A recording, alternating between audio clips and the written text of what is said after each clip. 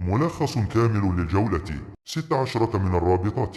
المحترفة الأولى تونسية لكرة القدم، موسم 25-26، والتي أقيمت على 3 دفعات أيام 15 16 و17 جانفي 26 بعد استئناف البطولة عقب مشاركة المنتخب التونسي في كأس أفريقية.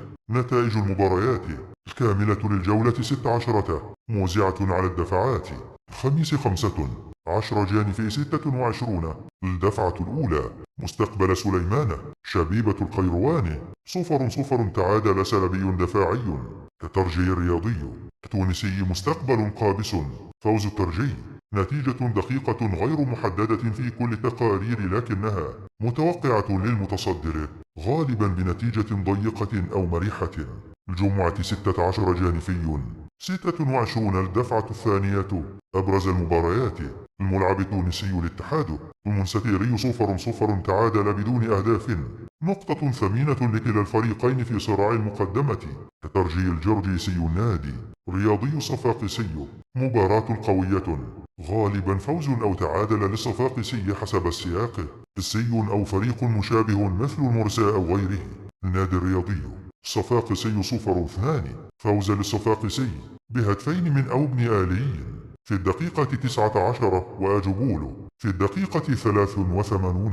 السبت 17 جانفي 26، الدفعة الثالثة. يوم السبت الرئيسي نادي الإفريقي الأمل رياضي بالمرسى، فوز مهم للإفريقي خارج أرضه غالبا 1-0 أو 2-1، ساعد في تقليص الفارق مع صدارة نجم المتلو اتحاد بن قردان، تعادل أو فوز ضيق مباراة دفاعية غالبة. مباريات أخرى محتملة في الدفعة أو لمبيك باجة أو مواجهات مشابهة. بعض التقارير تشير إلى تعادلات مثل 2-2 في سياقات قريبة. الجولة تميزت بسيطرة التعادلات السلبية، عدة مباريات انتهت 0-0 وعدد أهداف محدود نسبيا حوالي 10 إلى 12 هدفا إجماليا عبر كل المباريات، مع حضور ركلات جزاء في بعض اللقاءات.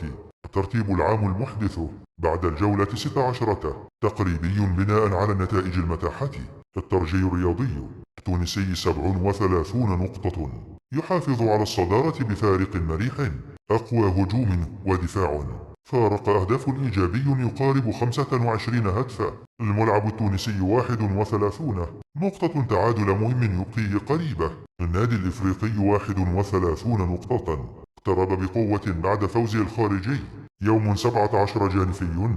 الفارق مع الترجي أصبح 6 نقاط أو أقل. النادي الرياضي الصفاقسي 29 نقطة، نتائج إيجابية تبقيه في المنافسة. الاتحاد المنستيري 27 نقطة.